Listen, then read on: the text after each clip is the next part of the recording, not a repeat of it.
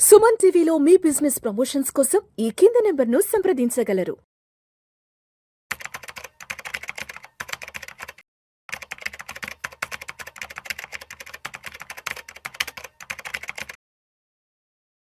నమస్తే, welcome to Suman TV. నేను విష్ణు. ప్రస్తుతం మనతో పాటు senior stock market analyst Ramachandramurthy గారు ఉన్నారు. సార్తో మాట్లాడదాం.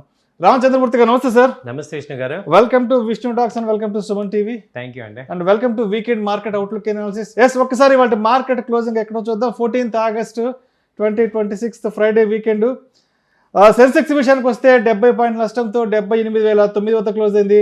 నిఫ్టీ విషయానికి వస్తే 29 పాయింట్ల నష్టంతో 24,366 వద్ద క్లోజ్ అయింది. బ్యాంక్ నిఫ్టీ విషయానికి వస్తే 144 పాయింట్ల నష్టంతో 57,491 వద్ద క్లోజ్ అయింది. మొత్తానికి ఈ వారం మార్కెట్లో 4 రోజుల పాటు నష్టాల్లోనే ముగియడం జరిగింది. ఎందుకంటారు, వరుసగా గత 4 రోజుల నుంచి మార్కెట్లను కష్టాలు వెంటాడుతున్నాయంటారు.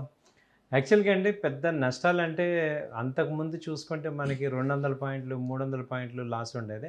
ఇప్పుడు ఏంటంటే ఒక 50 పాయింట్స్ 100 పాయింట్స్. ఓవరాల్గా చూసుకుంటే 24,700 అంతకుముందు హై ఉంది. ఇవాళ మన క్లోజింగ్ తీసుకుంటే 24,366, దాదాపు 300 పాయింట్స్ డౌన్ అయింది.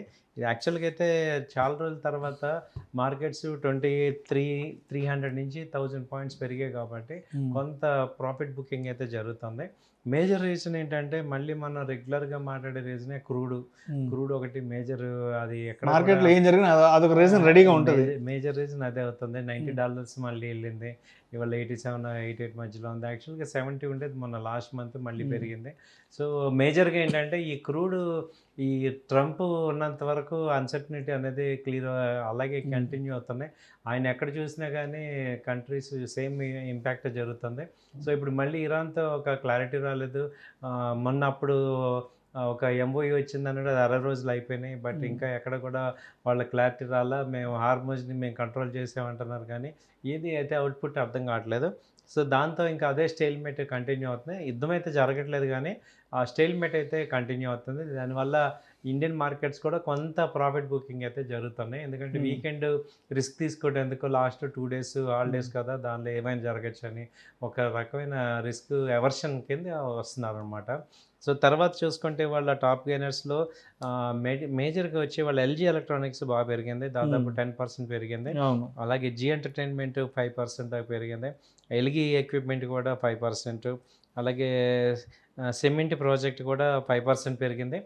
తర్వాత హనసా కన్జ్యూమర్స్ కూడా ఒక 5% అలా పెరిగింది. అంటే మిడ్ క్యాప్లో మంచి ర్యాలీ వస్తుంది. లార్జ్ క్యాప్ అంతా బాగా పెరిగిపోయినాయి కాబట్టి ఇంకా లార్జ్ క్యాప్లో పెద్ద పెరగట్లేదు. 20% ఆ రేంజ్కి వెళ్ళిపోయాయి. ఆటోమొబైల్ స్టాక్స్ అయితే బాగా 15-20% వెళ్ళాయి.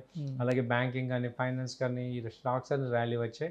అలాగే ఇప్పుడు Q1 రిజల్ట్స్ బాగా వస్తున్నాయి. కొన్ని కంపెనీలు బాగా వచ్చే కంపెనీలు అయితే మంచి ర్యాలీ వస్తున్నాయి, లేనివి అయితే కొంచెం డౌన్ అవుతున్నాయి. సో ఇలా మార్కెట్ ఒక స్పెసిఫిక్గా యాక్షన్ అంటూ లేకుండా స్టాక్ యాక్షన్గా ఉంది మేజర్గా. రైట్. అండ్ అదేవిధంగా ఈ గడిచిన వారం అంతా మార్కెట్లని బాగా ప్రభావితం చేసిన అంశాలు ఏమన్నా అంటే, మార్కెట్లో టాక్ ఆఫ్ ద డెలాల్ స్ట్రీట్ ఉంది. అంటే నెక్స్ట్ వీక్ కూడా మార్కెట్ని నడిపించబోయే అంశాలు, ఛాలెంజ్గా ఉండే అంశాలు ఏమి ఉండబోతున్నాయి? మేజర్గా ఏంటంటే, ఈ టాటా గ్రూప్ చైర్మన్ చంద్రశేఖర్ గారు రిజైన్ చేయటం ఒకటి మార్కెట్లో ఒకటి ఉంది. ఆయన 40 years నుంచి టాటా సన్స్లో ఉన్నారు. అయితే ఆయన రిజిగ్నేషన్ యాక్చువల్గా 2027 ఫిబ్రవరిలో ఉండాలి. ఆయన ఎర్లీ రిజిగ్నేషన్ ఇచ్చారు. దానికి ఆయన చెప్పిన రీజన్ ఏంటంటే, ఈ టాటా సన్స్ కానీ టాటా ట్రస్ట్ వీళ్ళిద్దరు కూడా 100% సపోర్ట్ లేరు మనకి అనే పాయింట్ మీద రిజైన్ చేశారు. ఇంకా కొత్త సక్సెస్ని ఎన్నుకోవాలి, దానికైనా సపోర్ట్ చేస్తామన్నారు. దీనివల్ల కొంచెం టాటా కంపెనీస్ అన్నీ కూడా ఒక 4%, 5% ఫాల్ అయినాయి. సో అదొక లాస్ట్ వీక్ ఇది. తర్వాత చూసుకుంటే ఇంకా మేజర్గా చూసుకుంటే మన ఇండియా రెపో రేట్స్ అన్నీ కూడా యథాతథంగా ఉంచారు. కాబట్టి ఇన్ఫ్లేషన్ అనేది తక్కువగా ఉందని అనుకోవాలి. రూపీ అయితే 95 దగ్గరే కన్సల్టేషన్ అవుతుంది. ఆ తర్వాత గోల్డ్ కూడా ప్రజెంట్ గోల్డ్ పెరిగింది, $4,400 పెరగడం జరిగింది. సో ఇలా ఇంటర్నేషనల్ ఇష్యూస్ అన్నీ కూడా నార్మల్గానే ఉన్నాయి. తర్వాత మన అవుట్ సైడ్ చూసుకుంటే డౌ జోన్స్ పాజిటివ్గానే ఉంది. అలాగే మనకి విక్స్ కూడా కొంచెం తగ్గుతుంది. ఎప్పుడైతే విక్స్ తగ్గుతుందో పాజిటివ్నెస్ అనేది క్రియేట్ అవుతుంది. సో FIIs కూడా నెట్ బయర్స్ అవుతున్నారు. సో కొంత బయింగ్ జరుగుతుంది. సో ఈ రీజన్స్ అన్నీ కూడా మనకి మార్కెట్కి ఏంటంటే గ్రాడ్యువల్ సపోర్ట్ అయితే కనపడుతుంది.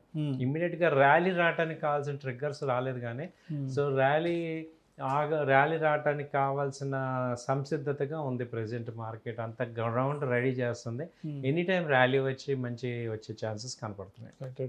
అయితే ప్రస్తుతానికి మన ఇండియన్ ఈక్విటీ మార్కెట్స్ పట్ల రిటైల్ ఇన్వెస్టర్స్ యొక్క వాళ్ళ అభిప్రాయం అసలు ఎలా ఉంది, వాళ్ళ బిహేవియర్ ఎలా ఉంది ఇప్పుడు ప్రస్తుతానికి మన మార్కెట్లో చూస్తే? బిహేవియర్ కొంచెం వాళ్ళందరూ కూడా ఏంటంటే ఈ కొత్తగా వచ్చిన వాళ్ళు, ఈ పేజ్ చూడని వాళ్ళందరూ కూడా ఒక రకమైన చికాకు వాతావరణంలో ఉన్నారు. సో మార్కెట్ అంటే డబ్బులు సంపాదించడం అనే పేజ్ నుంచి మార్కెట్ అంటే ఇలా డౌన్ అవటం, ఈ వెయిట్ చేయటం, ఈ ఇన్వెస్ట్మెంట్స్ హోల్డింగ్, ఇవన్నీ కూడా వాళ్ళకి కొంత అలవాటు కాని పరిస్థితిలో ఉన్నారు. మామూలుగా మిగతా బిజినెస్ నుంచి వచ్చిన వాళ్ళందరూ అంటే రీటైల్గా రీసెంట్గా వచ్చిన వాళ్ళందరికీ కొంచెం చిరాగ్గా ఉంది. ఆల్రెడీ ఒక సైకిల్ చూసిన వాళ్ళు పేషెన్స్గా వెయిట్ చేస్తున్నారు. అయితే 30% పీపుల్ అయితే ఎగ్జిట్ అయిపోతున్నారు. సో మిక్స్డ్గా ఉంటుంది ఇప్పుడు కూడా. కాకపోతే ఇప్పుడు ఏంటంటే కొంత అందరికీ అర్థమైంది ఏంటంటే మళ్ళీ ర్యాలీ వస్తుంది. ఎందుకంటే 2024 ర్యాలీ చూసిన వాళ్ళు నిలబడుతున్నారు మార్కెట్లో. ఓకే, ఒకవేళ డౌన్ అయినా మళ్ళీ కంపెనీలు పెరుగుతాయి, మిడ్ క్యాప్ ర్యాలీ వస్తుంది, మళ్ళీ ఛాన్సెస్ ఉన్నాయని చూస్తున్నారు. Waiting for right entry and rally. So ఇది జరుగుతుంది.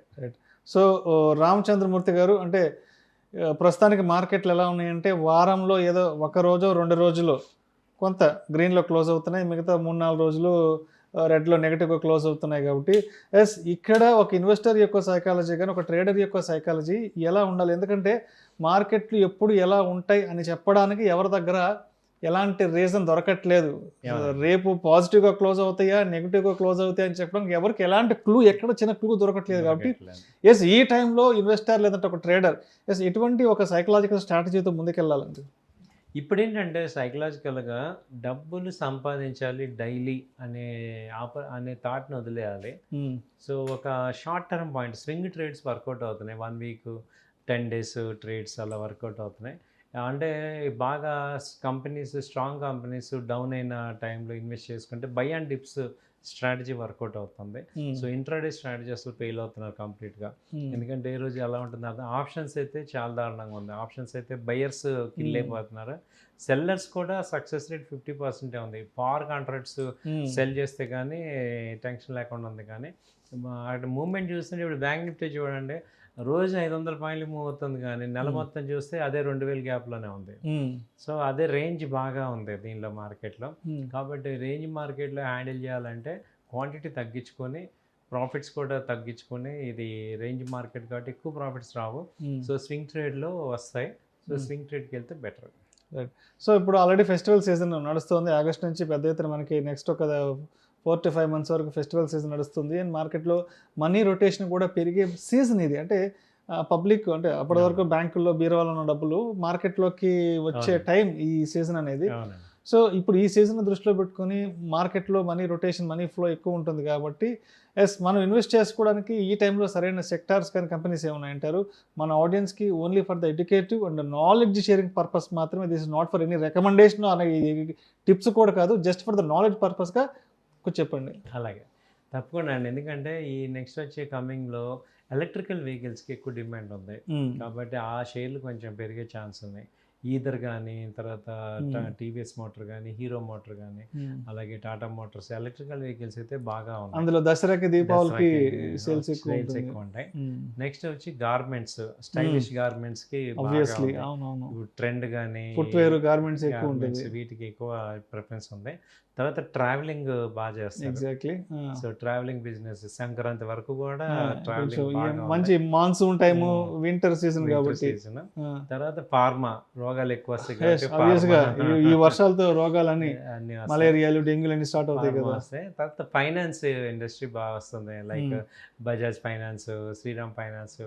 ఎందుకంటే ఏ వెహికల్ తీసుకోవాలన్నా, ఈవెన్ టీవీలు కొనాలన్నా ఫైనాన్స్ కావాలి. కాబట్టి బజాజ్ ఫైనాన్స్ ఒకటి, శ్రీరామ్ ఫైనాన్స్ ఒకటి, దీనిలో ఇన్వెస్ట్ చేసుకుంటే కొంచెం బాగా పెరిగే ఛాన్సెస్ కనపడుతున్నాయి. సో ఈ 5 ఇండస్ట్రీస్ బాగా చూసుకోవచ్చు. అలాగే టెక్నాలజికల్గా చూసుకుంటే నెక్స్ట్ ఏ ఇండస్ట్రీ ఒకటి, ఏఐ టెక్నాలజీస్ బాగా పెరిగే ఛాన్సెస్ ఉన్నాయి. అలాగే మనకి ఈ సోలార్ ఇండస్ట్రీ కూడా బాగా ఫ్లరిష్ అవుతుంది. రెగ్యులర్గా గ్రోత్ కనపడుతుంది. రైట్. ప్రేక్షకుల విజ్ఞప్తి, ఈ వీడియోలో ప్రస్తావించబడిన అంశాలు కేవలం ప్రేక్షకులకు అవగాహన కొరకు, ఇన్ఫర్మేషన్ కొరకు, నాలెడ్జ్ షేరింగ్ కొరకు మాత్రమే వీటి గురించి ప్రస్తావించడం అనేది, వీటిని రికమెండ్ చేయడం అయితే మా ఉద్దేశం కాదు. దయచేసి మీరు పెట్టుబడులు పెట్టే ముందు మీ అడ్వైజర్ని సంప్రదించి మాత్రమే తుది నిర్ణయం తీసుకోగలరని మా మనవి. Right, thank you sir, thank you so much Ramachandramurthy garu. Thank you, నమస్తే.